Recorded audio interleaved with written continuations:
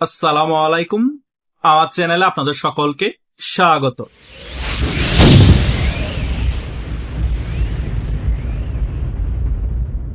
এনসিপির একটা গ্রুপ ভারতের নিযুক্ত হাই কমিশনারের সাথে যোগাযোগ করার চেষ্টা করছে। ভারতের চাপে এনসিপির যে সকল সমন্বয়করা ছিল, এখন যারা এনসিপির নেতা, তাদের সুর নরম হয়ে যাচ্ছে। তারা চাচ্ছে ভারতের সাথে একটা ভালো সম্পর্ক করতে। এখন আমার কথা হচ্ছে, ভারত কি এই সকল এনসিপির টোকাই নেতাদের সাথে ভালো সম্পর্ক করবে? আপনাদের কি মনে হয়? আমার মতে কোনোভাবে সম্ভব না।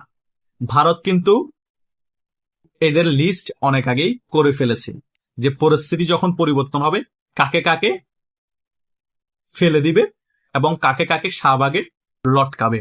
ভারত কিন্তু সেটা আওয়ামী লীগকে দিয়েই করাবে এবং কাদের কাদের লিস্ট ভারতের কাছে আছে সেটাও কিন্তু শেখ হাসিনা বেঁচে থাকলে, যদি আওয়ামী লীগ ক্ষমতায় আসে, শেখ হাসিনার কাছে তুলে দিবে। আর যদি সজীব ওয়াজেদ জয় বাংলাদেশের প্রধানমন্ত্রী হয়, সজীব ওয়াজেদ জয়ের হাতে তুলে দিবে। এবং 5 আগস্ট ষড়যন্ত্রমূলক গণ অভ্যুত্থানের পিছনে কারা কারা জড়িত আছে এবং কোন কোন সমন্বয়করা জড়িত আছে, জামাত শিবিরের কোন কোন সক্রিয় অ্যাক্টিভ কর্মী ছিল, সকল কিছু লিস্ট তখন আওয়ামী লীগের হাতে চলে আসবে। ভারতের গোয়েন্দা সংস্থা র সকল কিছু অলরেডি লিস্ট করে ফেলেছে। এই সকল বিষয় ভালো করে এনসিপি বুঝতে পেরে এখন ভারতের সাথে কূটনীতিকভাবে এনসিপি রাজনৈতিক দলটা সম্পর্ক করতে চাচ্ছে। কারণ এনসিপি চেয়েছিল দিল্লি না ঢাকা এবং ভারত বিরোধিতার রাজনীতি করতে, এই স্লোগানটাকে বাংলাদেশের জনপ্রিয় করতে। কিন্তু এই স্লোগানটাও বেশি দিন জনপ্রিয় হয়নি এবং বাংলাদেশের মানুষও ভারত বিরোধিতার রাজনীতি বেশি দিন পছন্দ করবে না এবং সেটাও বেশি দিন খাওয়াতে পারবে না বাংলাদেশের জনগণকে। সেটা তারা ভালো করে বুঝে গিয়েছে। কেন বুঝেছে? কারণ বাংলাদেশের জনগণও দেখতে পাচ্ছে এই দিক দিয়ে মুখে ভারত বিরোধিতা করছে, অন্য দিক দিয়ে ভারতের পা ধরে ডিজেল আনতে হচ্ছে। ভারত ছাড়া বাংলাদেশের যে সকল রাজনৈতিক দল আছে এবং বাংলাদেশের জনগণ একেবারে অচল। সো বাংলাদেশের জনগণ ভারত বিরোধিতার রাজনীতি বেশি দিন পছন্দ করবে না। সো এখন আমাদের একেবারে ভারতপন্থী হয়ে যেতে হবে এবং ভারতের সাহায্য সহযোগিতা নিয়ে আমাদের বাংলাদেশে রাজনীতি করতে হবে। তাহলে কিন্তু আমরা বাংলাদেশে আরামসে রাজনীতি করতে পারবো এবং আমাদের রাজনৈতিক দল বাংলাদেশে একটি বড় রাজনৈতিক দলও পরিণত হতে পারবে। এই সকল বিষয় বুঝেই ভারতের সাথে প্রেম খেলার চেষ্টা করছে। কিন্তু ভারত তো এই টোকা এনসিপির সাথে প্রেম খেলবে না। কারণ ভারতও ভালো করে বুঝে যে তারা আমাকে যখন সাপের মতো ফনা তুলে একবার সবল দিতে চেয়েছে, আগামীতে আবার আমাদের সাথে সম্পর্ক ভালো করেও যে সবল দিবে না তার কোনো নিশ্চয়তা নাই। বাংলাদেশের মধ্যে 2টা রাজনৈতিক দল আছে, এই 2টা রাজনৈতিক দল কখনোই ভারতকে সবল দিবে না এবং সবল দেওয়ার কথা চিন্তা করবে না। সেটা ভারত ভালো করে জানে এবং ওই 2টা রাজনৈতিক দলকে সবচেয়ে বেশি ভারত পছন্দ করে এবং বিশ্বাস করে। সেই 2টা রাজনৈতিক দল কোনটা? একটা তো আওয়ামী লীগ, আপনারা ভালো করে জানেন, আর একটা হচ্ছে জাতীয় পার্টি। এই জাতীয় পার্টি আওয়ামী লীগের থেকেও বিশ্বস্ত রাজনৈতিক দল বাংলাদেশের মধ্যে ভারতের। দ্বিতীয়ত হচ্ছে আওয়ামী লীগ। আওয়ামী লীগ কেন বেশি ফোকাসে আসে?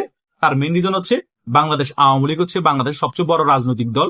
সেই কারণে ভারতের সাথে মিত্র হওয়ার ফলে আওয়ামী লীগটা বেশি ফোকাসে থাকে। আর জাতীয় পার্টি ছোট হওয়ার কারণে রাজনৈতিক দল হিসেবে সেটা ভারতের সাথে খুব ভালো সম্পর্ক থাকার পরও ফোকাসে থাকে না।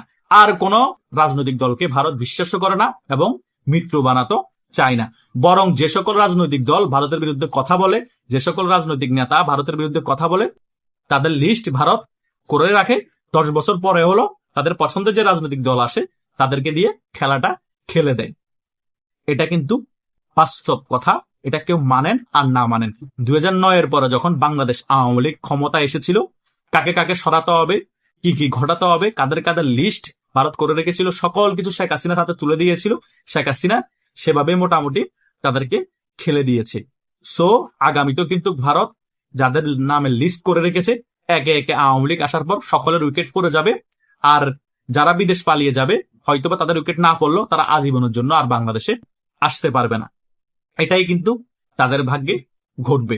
সো এনসিপির নেতারা সে সকল বিষয় বুঝতে পেরে এখন ভারত প্রীতি দেখাচ্ছে এবং ভারতের সাথে কূটনীতিকভাবে সম্পর্ক করতে চাচ্ছে বিতর্কতভাবে।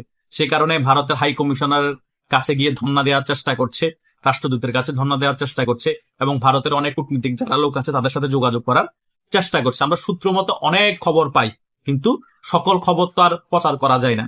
হালকা হালকা বিষয় নিয়ে আমরা মাঝে আলোচনা করি, কিন্তু ভারত সম্পূর্ণরূপে এই এনসিপি টোকাইদেরকে ইগনোর করছে। কারণ তারা কিছুদিন পাকিস্তানের গুণগান গাবে, পাকিস্তানের পক্ষ হয়ে ভারতকে গালাগালি করবে, তারা 7 সিস্টার্স দখল করে ফেলবে, তারা ভারতের একেবারে যে সীমান্তবর্তী জায়গা আছে সেগুলো দখল করে বাংলাদেশের ম্যাপ বাড়াবে। কত ধরনের পরিকল্পনা। ডক্টর ইউনূস ডাইরেক্ট বলে আমরা তো 7 সিস্টার্স খেয়ে দিব। মানে কি ধরনের কথাবার্তা এরা 5 আগস্টের পরে বলেছে। ভারতকে এগুলো খুব ইজিলি ভুলে যাবে? ভারত কখনো বাংলাদেশের 1 ইঞ্চি জায়গা দখল করার চেষ্টা করে নাই, এবং বাংলাদেশের উপর কোন ধরনের যুদ্ধ চাপিয়ে দেয় নাই। ভারত শুধু একটা জিনিসই সবসময় চেয়েছে, ভারতের নিরাপত্তা। ভারতের যাতে নিরাপত্তা বিঘ্নিত না হয় সেই বিষয়টাকে সবসময় ভারত প্রায়োরিটি দিয়েছে। যাতে পাকিস্তান কখনো বাংলাদেশের ভূমি ব্যবহার করে ভারতের কোনো ক্ষতি না করতে পারে সেই বিষয়টাই ভারত সবসময় প্রায়োরিটি দিয়েছে। কিন্তু এই সকল টোকাই সমন্বয়করা এবং জামাত শিবিরের প্রেতাত্মারা তারা 5 আগস্টের পরবর্তী সময়ে বাংলাদেশের জনগণকে বোঝাতে চেয়েছে ভারত বাংলাদেশ ধ্বংস করে দিয়েছে, ভারত বাংলাদেশ দখল করে ফেলবে, ভারত এই করেছে, ভারত সেই করেছে। কিন্তু ভারত বাংলাদেশের ক্ষতির থেকেও বরং লাভ করিয়ে দিয়েছে। বাংলাদেশের সবচেয়ে বড়ই ক্ষতিটা করেছে এই পাকিস্তান। আর এরাই এখন পাকিস্তানের পক্ষ হয়ে ভারতের বিপক্ষে কথা বলছে, এবং যারাই এখন সত্য কথা বলছে তাদেরকে বলছে নয়তো ভারতের দালাল, নয়তো আওয়ামী লীগের দালাল। এগুলো করে বাংলাদেশের মানুষকে বেশি দিন খাওয়াতে পারে নাই। এখন বাংলাদেশের মানুষ সকল কিছু বুঝে গিয়েছে যে ভারত ছাড়া আমরা অচল।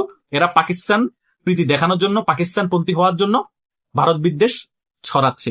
কই পাকিস্তানের সাথে এত বন্ধুত্ব? পাকিস্তান থেকে তো কোনো কিছু আমরা আমদানি করতে দেখি না। কই পাকিস্তান তো আমাদেরকে কোনো কিছু দিয়ে সাহায্য করে না, বরং পাকিস্তান বাংলাদেশে এসে বিভিন্ন জিনিস সাহায্য চেয়ে যায়। সেগুলো তো আমরা ভালো করেই বুঝি। পাকিস্তান বাংলাদেশকে একমাত্র একটা দিক দিয়ে সাহায্য করতে পারবে, জঙ্গি রপ্তানি করে। আর পাকিস্তানের কাছে এমন কোনো কিছু নাই যে বাংলাদেশকে পাকিস্তান সাহায্য করতে পারবে। কিন্তু ভারতের কাছে অনেক কিছু আছে যে বাংলাদেশকে সাহায্য করার মতো। সকল কিছুতেই ভারত আমাদেরকে সাহায্য করতে পারবে, রাজনৈতিক ভাবেও পারবে, কূটনীতিক ভাবেও পারবে, বিভিন্ন খাদ্যদ্রব্য পাঠিয়েও পারবে, এবং অস্ত্রশস্ত্র দিয়েও পারবে। আর একটা জিনিস মাথায় রাখতে হবে, বাংলাদেশের ভৌগোলিক অবস্থান। বাংলাদেশের ভৌগোলিক অবস্থান দেখলেই বোঝা যায় পাকিস্তান আমাদেরকে সাহায্য করার মতো ক্ষমতা থাকলেও তারা করতে পারবে না। কারণ বাংলাদেশের চারিদিক দিয়ে হচ্ছে ভারতের বর্ডার, শুধু একদিক দিয়ে আছে মায়ানমারের বর্ডার। সো আমরা হচ্ছে ভারতের পেটের মধ্যে। আমরা ভারতের সাথে শত্রুতাপূর্ণ অবস্থা তৈরি করে, আমরা ভারতের সাথে একেবারে মানে যুদ্ধ অবস্থা তৈরি করে বাংলাদেশের মানুষকে কি শান্তিতে রাখতে পারবো? বাংলাদেশের মানুষকে অর্থনীতিতে সবল হতে পারবে? কখনোই পারবে না। ভারতের সাথে বন্ধুত্ব রেখে এবং ভালো সম্পর্ক রেখেই বাংলাদেশের মানুষকে আমরা শান্তিতে রাখতে পারবো, এবং ভারতও আমাদেরকে সাহায্য সহযোগিতা করবে। সেটাই কিন্তু শেখ হাসিনা করে গিয়েছিল। সেটা করার কারণে বাংলাদেশের মানুষ যেভাবে শান্তিতে ছিল এবং কোনো ধরনের জঙ্গি হামলার ভয়ও ছিল না, এবং অর্থনীতিতেও বাংলাদেশ অনেক এগিয়ে গিয়েছিল, বরং ভারতের সমান সমান হয়ে গিয়েছিল, কিছু ক্ষেত্রে ভারতের থেকেও এগিয়ে গিয়েছিল শেখ হাসিনার দূরদর্শী নেতৃত্বের কারণে এবং ভারতের সাথে ভালো সম্পর্ক রাখার কারণে। কিন্তু এই 5 আগস্টের পরে ডক্টর ইউনূস সরকার বলেন এবং বিএনপি সরকার বলেন, ভারতের সাথে দূরত্ব তৈরি করার কারণে এবং বন্ধুত্বপূর্ণ সম্পর্ক না থাকার কারণে, পাকিস্তানপন্থী হয়ে যাওয়ার কারণে, আমেরিকাপন্থী হয়ে যাওয়ার কারণে বাংলাদেশ যেমন অর্থনীতিতে দুর্বল হচ্ছে, এবং ভারত থেকে অনেক কিছু আমদানি রপ্তানিও কমিয়ে ফেলা হয়েছে। সকল দিক থেকে বাংলাদেশ এখন দুর্বল হয়ে যাচ্ছে। সো এটাই রিয়েলিটি, এগুলো আমাদের চোখের সামনে। তারপরও মানবতার খাতিরে ভারত এখনো বাংলাদেশকে সাহায্য সহযোগিতা করে যাচ্ছে। বিদ্যুৎ এখনো বিচ্ছিন্ন করে নাই আদানি, তার বকেয়া পরিশোধ না করার ফলেও, এবং ডিজেলও কিন্তু কিছুদিন আগে ভারত বারবার দিয়েছে এই বাংলাদেশ সরকারের অনুরোধে। সো দেখেন, ভারত বাংলাদেশের জন্য মন্দের ভালো। সকল কিছু কিন্তু হিসাব নিকাশ করে এনসিপি এখন ভারতপন্থী হওয়ার চেষ্টা করছে। কিন্তু আমি একটা জিনিস আবারও ক্লিয়ারলি বলে দিতে চাচ্ছি, যতই এনসিপি চেষ্টা করুক ভারতপন্থী হওয়ার, ভারতের সাথে বন্ধুত্ব করার, কখনো ভারত এই এনসিপি রাজনৈতিক দলের সাথে বন্ধুত্ব করবে না, এবং এই এনসিপি দলকে কখনোই সমর্থন দিবে না। এটাই হচ্ছে ফাইনাল কথা, কেউ মানেন আর না মানেন। আশা করছি আমার এই আলোচনায় মোটামুটি আপনারা সকল কিছু ক্লিয়ার হতে পেরেছেন।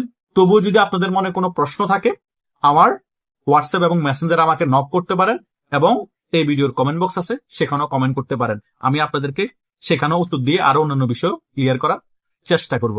ধন্যবাদ সকলকে।